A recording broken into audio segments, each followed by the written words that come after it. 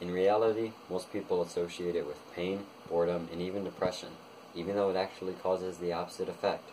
So why do so many people dislike running? I can answer that question because I have read numerous pieces from multiple sources, such as Harvard Health, Runner's World, Medicine and Sports, and others, that will allow me to well inform you on the benefits of running.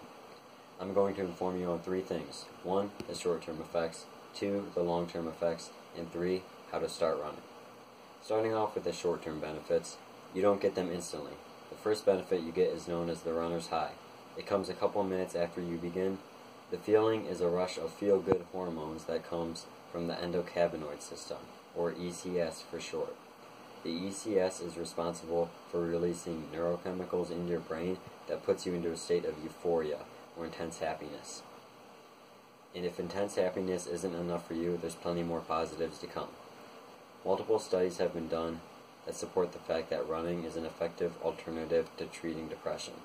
It's free and takes less time than visiting a doctor too. The benefits don't end when you stop running either. They continue for over a day after. Running for as little as 30 minutes a week helps you cope with stress and anxiety. Also, running improves your mood, sleep quality, and concentration during the day. These benefits don't only last in the short term, but many last in the long term too. Which leads me to my second topic, long-term benefits. Again, you aren't going to see the results for some time. There's a saying that exercise is medicine. Well, it's not just a saying, it's the truth. Scientific research proves that regular exercise, 150 minutes per week, which is about 30 minutes 5 times a week, and running in particular, has health benefits that extend well beyond any pill a doctor could prescribe. Studies have shown that running helps prevent obesity, type 2 diabetes, heart disease, high blood pressure, stroke, some cancers, and a host of other unpleasant conditions. What's more, scientists have shown that running also vastly improves the quality of your emotional and mental life. A 2012 study concluded that the evidence is insurmountable that regular exercise helps defeat age-related mental decline, particularly functions like task switching, selective attention, and working memory. Studies consistently found that fitter older adults scored better in mental tests than their unfit peers. What's more, in stroke patients, regular exercise improves memory, language, thinking, and judgment problems by almost 50%. These research teams found significant improvements in overall brain function at the conclusion of the program, with the most improvement in attention, concentration, planning, and organizing. Moving on to some physical benefits, it's long been known that running increases bone mass and even helps prevent age-related bone loss.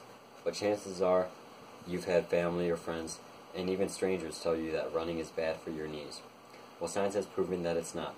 In fact, studies show that running improves knee health and prevents many knee-related injuries like knee arthritis. With my final point, I hope to inform you on the right way to start running. I say the right way because over half of all running injuries come from people who are non-runners.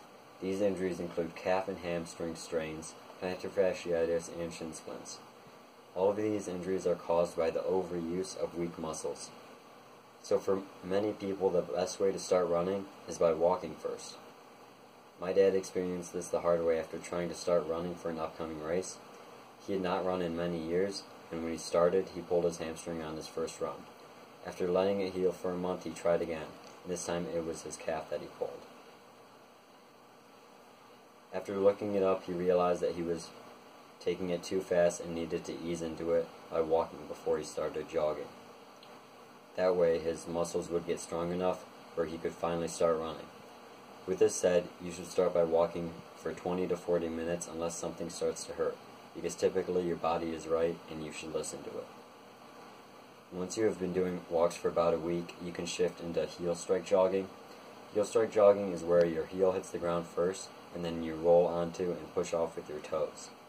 The reason for this is because your calves are not strong enough to run on your toes, so by heel striking, you strengthen your calves and other running muscles. Once your body isn't sore after jogs, then it's time to step up to running on your toes. When I say running on your toes, I mean the first part of your foot that hits the ground is the pad or midsole of your foot, not actually your toes.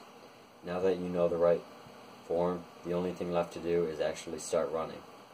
You can listen to music to get you motivated. You can reward yourself after runs, or set a schedule. But the best way to start is to just go out and do it. You shouldn't be dragging your feet or putting it off because, as I already explained, it will make you feel better once you start. If you tell yourself you can't wait to run, even if you know it's not true, it will make it easier. Every time you run, it will get easier because a study in neuropharmacology showed that running causes the same kind of neurochemical adaptations in the brain reward pathways as some addictive drugs. So the more you run, the easier it gets. To conclude, running provides many benefits that are unknown to many, and you should now know the short and long-term benefits of running, as well as the right and safe way to start. Thank you.